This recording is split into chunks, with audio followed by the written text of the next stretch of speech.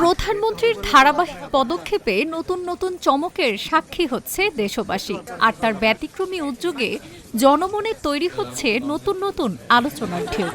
এবার বহু বছর পর স্ত্রী জুবাইদা রহমানের ক্যাম্পাসে গেলেন প্রধানমন্ত্রী, আর তা কেন্দ্র করেই আবেগ, স্মৃতি আর উচ্ছ্বাসে মুখর হয়ে ওঠে ঢাকা মেডিকেল কলেজ ক্যাম্পাস।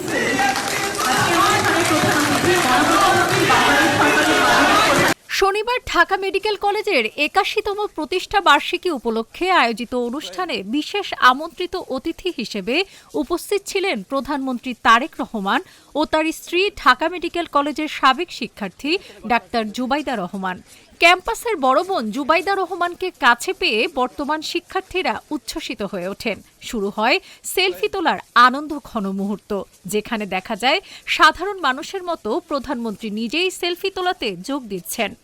আমি যখন ওনাকে মেডিকেলে নিয়ে আসলাম পরীক্ষা করে, তখন আমি নিজেই চালিয়ে আজকে সেই কাজটি আপনাদের মানবিকতা যেন একটি উজ্জ্বল দৃষ্টান্ত হিসাবে সারা বিশ্বের বুকে থাকে। এদিকে গুলশানের বাসভবন থেকে প্রধানমন্ত্রী নিজেই গাড়ি চালিয়ে ডাক্তার জুবাইদা রহমানকে পাশে বসিয়ে ঢাকা মেডিকেল কলেজে যান। সব মিলিয়ে দিন শেষে এটি যেন শুধু একটি আনুষ্ঠানিক সফরই ছিল না, ছিল স্মৃতি, আবেগ আর নতুন প্রজন্মের সাথে এক অনন্য মিলন মেলা।